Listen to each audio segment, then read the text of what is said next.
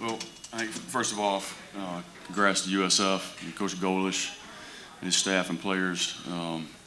We've got a good football team. I mean, he's done a good job flipping that roster, bringing in some guys, and it's one thing to be able to do that. It's another thing to get them to play together and gel together, and I think he's done a really good job of that. I think going into the game, we knew that they had improved week to week. And I think they did that again this week. Not that we didn't help them a little bit, but I thought they had a really good plan defensively. 11 first downs. Going into the game, we knew that we were going to have to possess the ball and keep it away from their offense. I think they ran 50 plays in the first half. That's not a good formula for us. I thought we did some good things defensively. Turned them over 3 times, I think. Put ourselves in some good situations. Had opportunities down in the red zone. And, had some short fields and just couldn't take advantage of it and really couldn't sustain anything offensively. So we got to be better on that side of the ball and can't give up big X plays on defense. Had the one big shot play. We should have been in pretty good shape there and weren't. Obviously can't fumble the ball in a quarterback sneak. We're in good position right there. I think it's a 7-point game at that point, right? And we're driving the football and probably going to get a first down right there, and we fumble it. It goes the other way. And so, at the end of the day, just, our margin for error is small. We can't beat ourselves. And I thought we did that today. And that's not to take anything away from USF. It's a good football team that we played. But certainly the outcome could have been better. And I'm disappointed for our guys. It's the first time we played in 16 days. They worked their tails off. They stayed the course. They've done everything that we've asked them to do with a great attitude, and I hate that that's the result for them. At the end of the day, we can't beat ourselves against good football teams. We know that, and I think we did that a little bit today. And again, that's not taking anything away from the football team that we played. They're a good football team, and they're going to continue to get better. I think the quarterback's a special player. I think what they do offensively is obviously a challenge, and they played well enough on defense today. And it is what it is. We got to get better. We got to go back to work, and it starts with me. I got to do a better job coaching them. Got to do a better job putting them in a position to be successful. So we got to take a hard look at what we're doing, and got to find a way. All right, got to find solutions, and we will. And I know our kids, they're resilient. They'll go back to work on Monday. All right, we'll find a way to try to win the next one. I know that. So disappointed for our players. Certainly, it's a good football team that we played, and it's not the outcome we wanted, but we simply didn't play well enough, didn't coach well enough to win that game. So it's on to the next one for us. It's 30-23 on the fumble. Yeah. So obviously, you couldn't have asked for a better start. You get up 14-0. How frustrating was it to see that get turned around? I think they scored the next 21 points to jump ahead. Is that frustrating that you weren't able to capitalize on that early, fast start? Yeah, the game couldn't have gotten off to a better start. You feel pretty good there, 14-0, and we had 2 short fields. We took advantage of it, like you should, and but after that, I think there were 3 and outs. Just couldn't sustain drives. We got a little tired on defense. They go fast. It's a lot on defense when you can't sub and they're going 100 miles an hour, and when you go 3 and out, you don't sustain drives. Your defense has to go right back on the field. So that's tough. I don't ever remember playing that many snaps in a half, and we had the ball first. And so obviously that's not the formula for us to win. We have to possess the ball. We have to get first downs. We have to move the sticks, keep our defense off the field against a team like that, and we weren't able to do it. So you have a quarterback in Ty who's a very good passer. Today, 7 yards passing, mostly goes for rushes. You have another quarterback in Blake who's set records for rushing in high school, but his biggest contribution today is a pass. How does an offense make sense of that when things aren't really happening the way they're supposed to? Yeah, I think it's a good question. I think the thing we always say here is when we take shots and play action pass, when people are defending us the way they were, we've got to hit them. The first drive we had a guy open by 20 yards, and we didn't put it on him. Later in the game, we had 2 guys open, overthrew them, and so look, that kills your drives. Because you have to be able to take shots to loosen people up. All right, keep them honest, and when you do that, you have to be efficient, and we haven't been this year. So we got to take advantage of that, and I think Blake came in, did some good things. Gives us an element in the run game, and that's why we went in there because they were giving us some things we felt like he could turn it up and make some plays with his feet, and had a couple of nice runs. But again, he missed a couple of passes too, and so we're trying to figure all that out, and we'll continue to get better, and we'll continue to put the best players on the field to give us the best chance to be successful. Hey. Wags used the word frustrating, and I'm curious, is it more frustrating the fact that you had opportunities and you kind of had some self-inflicted mistakes, or does it actually kind of make you feel a little bit better, the fact that, hey, it's controlled, things that you could control, things that you can fix, as opposed to, just getting outplayed? Yeah. I think the last 2 weeks, the two good football teams, two teams that we could beat, at the end of the day, if there's some things that we clean up. So to answer your question, there are good things that you can build on, that you pull out of a game like this. But you don't feel good about it, that's for sure. I don't. It's at some point it's got to click. At some point we have to have a breakthrough. And I told our team afterwards, I think we're really close to that. I still believe that. But we cannot shoot ourselves in the foot here against good football teams and expect to win. We just can't. And that's it's not fair, but that's the way it is. And there's zero margin, or nearly zero margin for error for us. And we got to play more disciplined football. We got to play more assignment football. We got to execute better offensively. We got to make the right reads. We got to hit open throws. And so you see room for a great improvement. So to your point, that gives you some optimism. But the frustration right now kind of outweighs that. And it's on me. I got to find a way to help us. And we can be a much better football team than we are right now. I know that. So yes, optimistic about a lot of things, but frustrated. I know our players are frustrated. And you're frustrated for your players because they deserve to have success. And the way they work, the way they've bought in, doing everything we asked them to do, the way they play on the field as far as their effort goes and their toughness and their fight. And so it's disappointing more for me, for them, than it is myself. But we've got to find a way to get better, and we will. We will. That's what we do around here.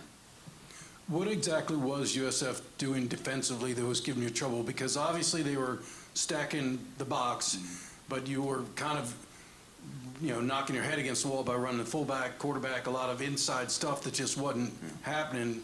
Were you not able to, you weren't able to get anything perimeter-wise, or maybe short passes, try to loosen them up, as opposed to just strictly the play action deep? Yeah, I think that's something we probably could have done. We got the ball in the perimeter, and when we did, we had some good plays. Got to find a way to get out there more often. And I think they didn't do anything, crazy on defense. It was, an even front, 8-man front, and they got in some 50. They mixed it up a little bit and brought some pressure at times, and had some stunts and gave us some problems, and we had some misreads on some things. We should have given it. We pulled it. We should have pulled it. We didn't. So we got to get better at some of the elemental things, some of the fundamental things that we're doing. We can't miss reads in this offense, And so, but we got to do a better job of keeping people off balance, mixing up what we're doing. We got to be able to get the ball in the perimeter. Teams are taking away some of the inside stuff. That's the bottom line. So where are you quarterback-wise? Like Catherine said, you have one guy who's a more effective passer, one's a more effective runner. One guy's a veteran senior who understands the offense a little better, makes better checks at the line of scrimmage, that kind of thing. The other guy's younger and still learning the offense. So where are you at? Because you probably don't want to keep shuffling back and forth. Yeah, you'd like to be able to settle in on a quarterback. There's no doubt. But they, like we all been saying, they both bring different things to the table. They're good and both have good qualities. Both have limitations. And, Blake's a young quarterback right now. He's essentially a redshirt freshman. Fourth game he's ever played in. And so I know he's going to continue to get better and got to keep bringing Ty along. And I think the thing with Ty is, he's a smart kid, knows how to run our offense. And when he's in there, he's got to be dang near perfect on his reads and his throws. When we have shots, he's got to hit those guys. And when we got a pretty good idea, we'll go back and we'll watch the film and we'll get together as an offensive staff and talk through it, figure out the way forward. And I think we got a really talented true freshman in Braxton Woods that needs to be in consideration to play, and he's coming along. But he's young. It's hard to play as a true freshman, as you know. So, but we got to take a hard look at all those guys. defensively, it seemed like more missed tackles, even early before the defense got tired and worn down. Did you see that, or did you feel like there was missed tackles? You know, outside the second to last drive, I think we were pretty gassed. I thought we tackled well. I think, I don't know how many yards they had rushing. I think it was around 50, the entire game up to that point. So I thought we defended the run well. We did miss a couple of tackles, good running backs. It's going to happen, but it wasn't as egregious as it was against Memphis or Notre Dame. I think it showed up a little bit when we got tired, Wags, but I thought we held up well against the run outside of the last couple of drives. We got a little gassed, I thought, but I thought we did some good things defensively. We took the ball away 3 times. We set our offense up in a short field another time. We were just out there too much today, and that's going to wear on anybody, especially against a good offense like that. It's going to continue to go fast and can run it and throw it. And I thought the quarterback's a really good player, and I thought he kind of took what we gave us. A lot of RPO stuff, and to his credit, I thought he did a really nice job. He's a good player, and I hate that he's going to be around for a lot longer than he, as a young kid. But no, I didn't think the tackling was I thought it was improved from what it had been. I might feel differently after I watched the film, Wax. I thought it was more on the pass plays, not the running plays. Yeah, when they got an open field. When they got outside. Sure, yeah. When you get the quick throws at perimeter, you got to get a tackle, right? I think we played a little soft at corner at times. We need to go up and press and play some catch when we're bringing pressure, and didn't think we did that as well as we should. And that's some situational awareness things that we got to make sure our players understand. And certainly when people throw the ball out quickly, especially when we're showing pressure, bringing pressure, we got to be able to get tackled. Well, Blake, why don't we start with you as far as just the offense? It's kind of been frustrating. At least stop, start. You got things going, but then a negative play. Can you kind of talk about the frustration of not being able to, sustain drives? Yeah, it's definitely frustrating, like you said, and that's on everybody, including myself. I got to be the same as Ty when I'm out there. We can't be like 2 different people on the field for the rest of the guys. They have to be comfortable with both of us. Sort of slide in and out smoothly. It's got to run the same, and it's just frustrating when we have some penalties that I could have done better on, like the delay of game and such, and penalties that put us behind the sticks that sort of get us off track. Because I think when you look back at some of those 3 and outs or the drives that stalled, it was a penalty that put us behind, or like Coach Newberry said, misread or something. So I think it's frustrating because a lot of those things are controllable, and I think, like I said, that's just why it's frustrating. Well, this one's for you, and kind of building off a little bit of that, I was going to ask what your biggest takeaway from a game like this is when, a lot of the issues are kind of self-inflicted. We just got to get back to work, come back, get treatment tomorrow, come back on Monday, watch film, and just get back to work, learn from the things we did wrong, the things we got to get better at. Obviously, it's an execution standpoint. There's 4 or 5 plays we want back that could change the game and, change the outcome of the game. What was it, like 44 to 20? I don't even know. 44-30. 44-30, like 2 touchdown game. You take 4 or 5 plays, changes the outcome.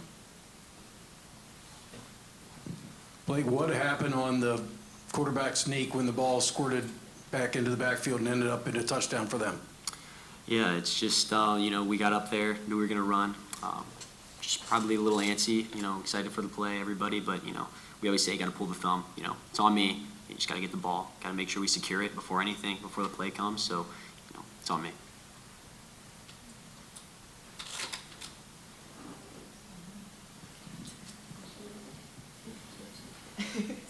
So Blake, with you and Ty, what's sort of the focus between you two to try to even it out a little bit, try to be the same quarterback on the field rather than coming in and confusing the offense a little bit? Just constant communication on the sideline, and as well as just making sure we're the same presence when we're out in the field. Can't be antsy, like I said before.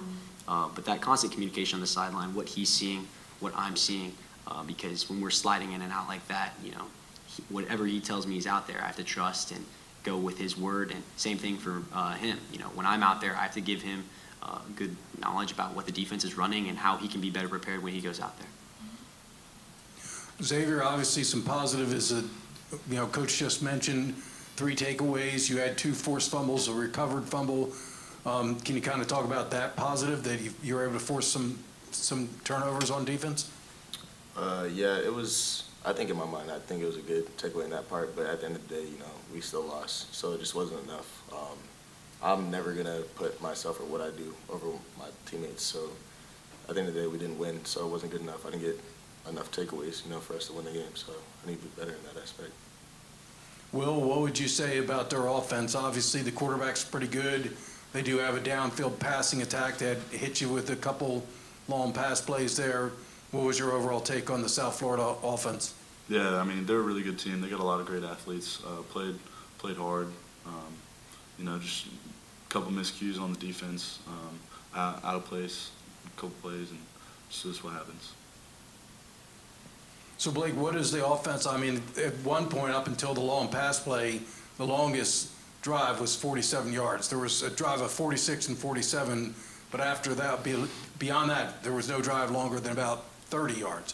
What has to happen for the offense to be able to sustain it? Because you got to be able to move the ball downfield and finish with touchdowns. The 3 touchdowns you just scored offensively were all on short fields. What has to happen to sustain drives? I think you sort of hinted at it in your question, but finishing. We have to be able to finish, can't get stuck. I think we stopped at like the 50, maybe the 48 on one of our drives, 3 and outs on a lot. But, when we get to midfield, we have to be able to convert in the middle of the field, those middle 25 yards, and we have to be able to push the ball down the field. And when we do get in range within the red zone, we have to be able to score. Can't get stuck down there, settle for field goals because, field goals are good, but we want to score touchdowns. So. Blake, is it a challenge trying to find some of that offensive rhythm when you guys are flipping in and out like that? And I don't mean it in a bad way. I'm just saying, like you were just saying right now, kind of sustaining things. Is that difficult when you're kind of in and out, or is that just, hey, it doesn't matter that much to you guys, when you go in for your set? It is what it is. Yeah. So when we're switching, it is a little difficult because you want to find a rhythm. You want to be comfortable when you're out there, understand what the defense is doing. But in the end, it's not an excuse to why we can't execute. We have to be able to, see what when the other guys out in the field, we have to be locked in, see what the defense is giving us. And when we get out there, we have to be able to, like I said, run smoothly, like the other guy's been in the whole time. So it's not an excuse, really.